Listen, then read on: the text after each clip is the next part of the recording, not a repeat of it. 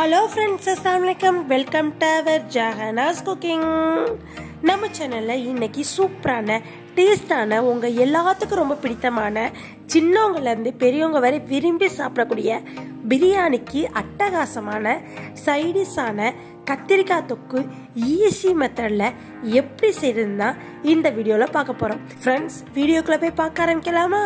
வாங்க பிரியாணி கத்திரிக்காய் எப்படி செய்யறது இந்த வீடியோல டீடைலா ஈஸி மெத்தட பாப்போம்.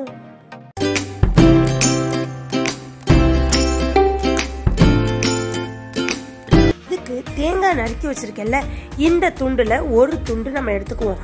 அரைமுடி தேங்காவுல ஒரு பங்கு மட்டும் எடுத்து இதுல இருந்து ஒரு 10-15 முந்திரி பருப்பு எடுத்து நம்ம இதை நல்லா அரைச்சுக்குவோம். அரைச்சதுக்கு அப்புறம் கொஞ்சம் தண்ணி விட்டு அரைச்சுக்குவோம். ஃப்ரெண்ட்ஸ், இதெல்லாம் அரைச்சதுக்கு அப்புறம் எல்லாம் கலந்த மல்லித்தூள் இருக்குல்ல, குழம்பு மல்லித்தூள், அதுல 1 டீஸ்பூன் இல்ல 1.5 டீஸ்பூன் போட்டு நம்ம மறுபடியும் அரைச்சுக்குவோம். இதுதான் இந்த கத்திரிக்காயோட மசாலாங்க.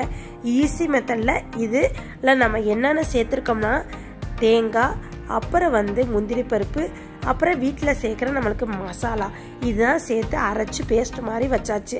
இப்போ 1/2 கிலோ கத்திரிக்காவில் எப்படி செய்கிறதுனா உங்களுக்கு நான் இன்னைக்கு ஈஸியாக சொல்லித்தரப்போகிறேன். இப்போ இந்த 1/2 கிலோ கத்திரிக்காவை எடுத்துக்கோங்க. அதுக்கு ஒரு பச்சை மிளகாய் இருந்த போது ரொம்ப காரம் தேவையில்லை, ஏன்னா நம்ம மசால் பொடி போடுறதுனால 10-15 சின்ன வெங்காயமும் ஒரு பெரிய வெங்காயமும் ஒரு கொரகொரப்பு தன்மையாக நம்ம பல்ஸ் மோடில் வச்சு அரைச்சி எடுத்தாச்சு. இப்போ நல்லா குழிக்கரண்டியில் 2 கரண்டிக்கு எண்ணெயை தழும்ப ஊற்றிக்கிட்டு கடுகு மட்டும் வெடிக்க போட்டேங்க. கடுகு வெடிக்க போட்டதுக்கப்புறம் 2 மிளகு கடிச்சு சாப்பிட்றதுக்கு நல்லாயிருக்கும், அதனால 2 மிளகு போட்டதுக்கப்புறம் இந்த கத்திரிக்காவை நீளமாக கட் பண்ணி வச்சுக்கிட்டாச்சு. இப்போ இந்த கத்திரிக்காவை எண்ணெயிலே போட்டு உப்பு சேர்த்து அது கூட மஞ்சள் 1/4 டீஸ்பூன் போட்டு நல்லா வதக்கிக்குவோம். ஃப்ரெண்ட்ஸ், பாருங்கள், அந்த எண்ணெயிலே நல்லா கத்திரிக்காய் வதங்குற அளவு வதக்கிக்கோங்க. அதுக்கப்புறம் நம்ம அடிச்சு வச்சிருக்கோம்ல, இப்போ இந்த அளவு வதங்கினதுக்கப்புறம் அடிச்சு வச்சிருக்க வெங்காயத்தை அதில் சேர்த்து மறுபடியும் வதக்கிக்கோங்க. ஒரு 2-3 செகண்ட் வதங்கினதுக்கப்புறம் மூடி போட்டு வதக்கினா நல்லா ஆவிலே வெந்துடும். அந்த எண்ணெயிலே ஆவிலே வெந்ததுக்கப்புறம் நம்ம மசாலாம் கத்திரிக்காவை எடுத்து செக் பண்ணி பார்க்கணும். நல்லா மசிஞ்ச மாதிரி இருக்கு. இப்போ நம்ம மசாலா அரைச்சி வச்சிருக்கோம்ல, தேங்காய், முந்திரி பருப்பு, அப்புறம் எல்லாம் கலந்த மசால் தூள், அதை சேர்த்து ஒரு கிளறிக்கோங்க. Friends, easy method. நீங்கள் எதுக்காக இருந்தாலும் இந்த சைடிஷ் நல்லா இருக்கும். இப்போ மிளகாய்த்தூள் எல்லாம் கலந்த மிளகாய்த்தூள் ஏற்கனவே போட்டாச்சு. இப்போ தனி மிளகாய்த்தூள் 1 டீஸ்பூன் போட்டு இஞ்சி பூண்டு பேஸ்ட்டு கொஞ்சோன்னு போட்டு அதில் நம்மளுக்கு பட்டைக்கிராம்பு தூள் ஒரு 1/2 டீஸ்பூன் போட்டாச்சு.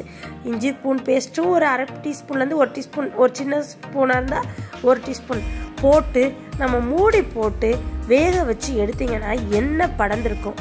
எப்போவுமே இந்த கத்திரிக்காவுக்கு சிம்மில் வச்சு தான் நீங்கள் வேக வைக்கணும். சிம்மில் வச்சு வேக வைக்க கொதிச்சு அது எண்ணெயெல்லாம் படர்ந்து வரும். இந்த ஸ்டேஜில் நம்ம ஆஃப் பண்ணிடணும். ஃப்ரெண்ட்ஸ், அவ்வளோதான். பாருங்கள், கத்திரிக்காய் நல்ல கொலகொழுப்பு தன்மையாக கிரேவி பதமாகவும் கிடச்சிருக்கு. நம்மளுக்கு அந்த கத்திரிக்காவை சாப்பிட்ற பதமாகவும் கிடச்சிருக்கு. பிரியாணிக்கு இதை வச்சு சாப்பிட்டீங்கன்னா அட்டகாசமான சைடிஷாக இருக்கும், சூப்பராக இருக்கும், டேஸ்ட்டாக இருக்கும். ஈஸி மெத்தட் தான்.